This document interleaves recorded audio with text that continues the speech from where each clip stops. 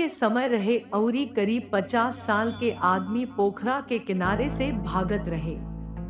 ओ आदमी के नाम छोटेलाल रहे।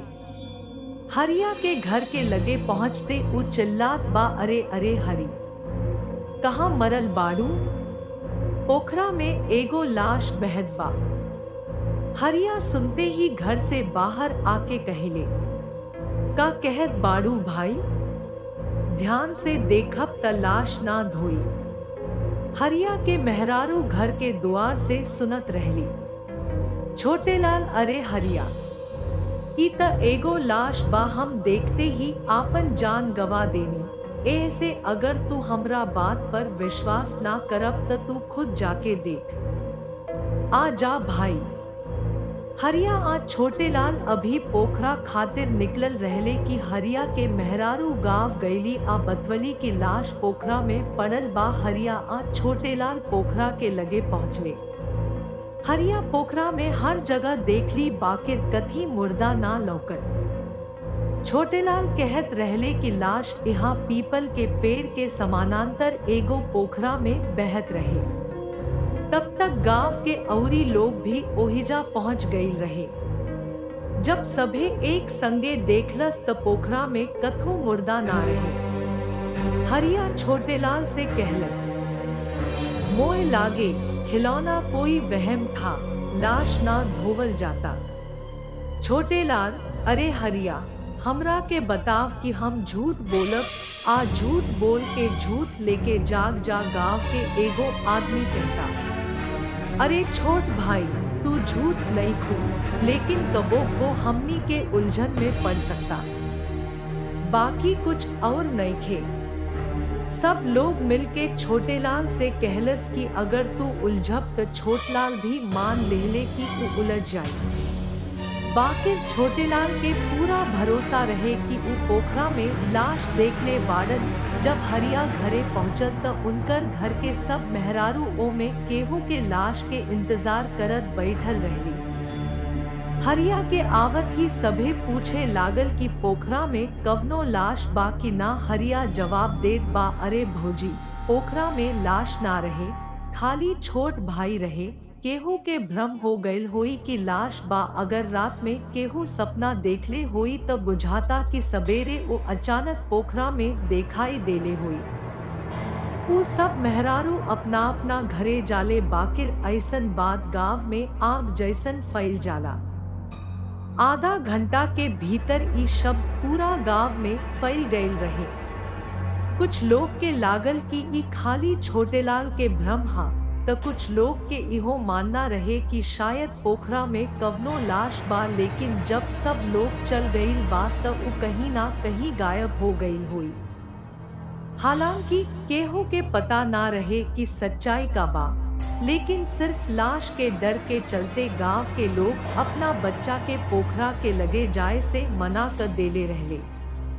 जे लोग के लागल कि ओहिजा लाश नइखे, उहो अपना लइकन के पोखरा में जाए से मना कर देले।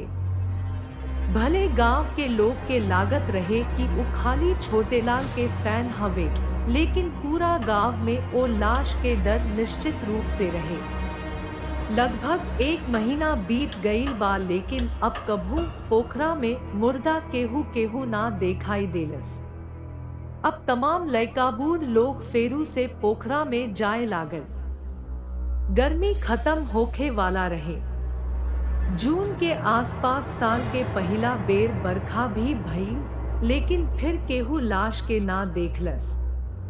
धीरे धीरे बरखा के चलते पोखरा में पानी के स्तर तनिका बढ़ गई रहे। जून से बरखा शुरू हो गईल आ जुलाई आ गई। रोज बरखा होत रहे, लेकिन लगभग जुलाई के अंत में बहुत भारी बरखा भइल। अबुरी भारी बरखा के चलते पोखरा के नहर खोलल संभव हो गई। पानी के अधिकार से बात कईला के बाद गांव के मुखिया तालाब के नहर शुरू करे के फैसला कइले। जब अधिकारी कुछ मजदूर के संगे नहर खोले गईले त लाश पेड़ से दिखाई देलस, जहां नहर के पानी पोखरा से बहरी जाए के रहे। अफसर कुछ दूरी पर मुखिया से बतियावत रहे। जब मजदूर अधिकारी के लगे पहुंचले, अहुरी अधिकारी के बतवले की नहर कहाँ बा। ओहिजा एगो लाश पड़ल बा। मुखिया जी के सुनते ही समझ में आ गई कि उन्हें लाश हम मुखिया दोनों समय ना निकाल के नहर के ओर भाग गईले। लाश देख के मुखिया जी के पसीना खत्म हो गए, काहे कि ओ लाश में उनका अपना मरल बाप के छवि लौकत रहे। मजदूरन के लाश के चेहरा पर पहले ध्यान ना गईल रहे। जब मुखिया बतवलन की एहमे हमरा मारल बाप के छवि लौकत बा, तलाश देख के उ लोग अपना रिश्तेदारन के चेहरा भी देखे लागल जे कुछ समय पहले एह दुनिया से विदाई ले ले रहे। सब मजदूर कांप गईले। बरसात में भी लाश पसीना बहत रहे। उ लोग मुखिया औरी अधिकारी के संगे वहां खड़ा रहले, लेकिन डर से कांपत रहले। मुखिया पुलिस के लाश के जानकारी देले। पुलिस मौका पर पहुंच गई। पुलिस आके देख के तय कैलस कि अगर नहर धीरे धीरे खोलल जाए तो ओकरा पार आसानी से मुर्दा के लाश निकालल जा सकता। मजदूर डर से कांपत रहले, लेकिन उ लोग कवनो ना कवनो तरीका से नहर खोले के काम शुरू कर देले। दूसरा तरफ लाश के पकड़े खातिर दो पुलिस जवान खड़ा रहले। मजदूर धीरे धीरे नहर खोले के काम करत रहले। जैसी नहर के दरवाजा तनी खुलल आ नहर में पानी आ गए, लाश दरवाजा में घुस गई। पुलिस के जवान लाश के खींचे के कोशिश कैले, लेकिन उ लोग ओकरा के खींच ना पवले। पुलिस के जवान कहलन के दरवाजा तनी औरी खोलल जाव, जैसे कि हमनी का लाश खींच सकीले। डॉट मजदूर फिर से आपन दरवाजा खोले के कोशिश कैलन, बाकिर अब की बेर ना खुलल। डॉट मजदूर दरवाजा खोले में असमर्थ रहले। ऐसे ऑफिसर आ दोनों मुखिया लोग भी दरवाजा खोले के कोशिश कैले। सभे मिलके कोशिश करत रहे त अचानक दरवाजा पूरा खुल गई। अबूरी लाश के खींचत पुलिस के जवान लाश के पुलिस कर्मी लेके चल गई। बाकी पुलिस जवान लाश के संगे दौड़ल, लेकिन मुखिया अधिकारी अबूरी मजदूर गांव के ओर भाग गई। बचावल बचावल उ चिल्लात गांव की ओर दौड़ल। पुलिस के जवान लाश के बहुत दूर तक पीछा कैले, लेकिन अचानक वो लाश गायब हो गई।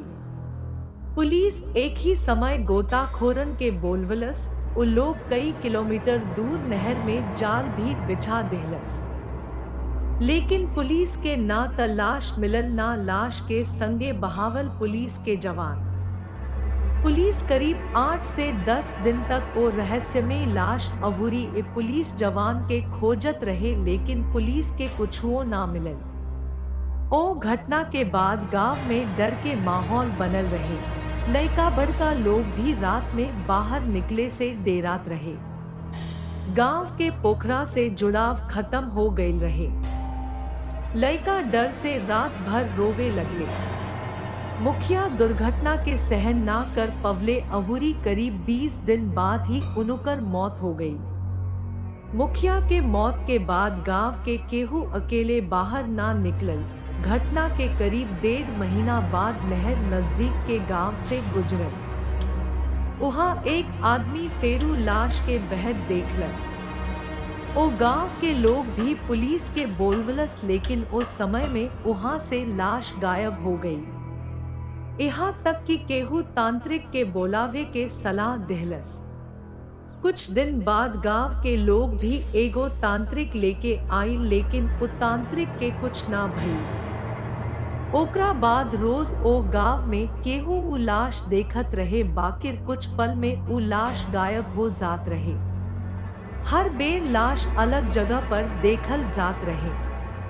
कुल मिला के 13 लोग के लाश में भी आपन शिकार बनावल गई। और रहस्यमय लाश के डर बगल के गांव में आग नियर पसरत रहे। लोग डर से कवनो पोखरा के लगे जाए के बंद कर देले। पहले बादर में बिजुरी रहे त आजू लाश कह दिया कि केहू और ले आई। बरखा के हर बूंद तीर जैसन लागत रहे। बरखा के जवन बूंद जनता के घाव देत रहे, वो घाव ना लौकत रहे। लेकिन ए घाव के चलते वो आदमी भीतरी से मरत रहे।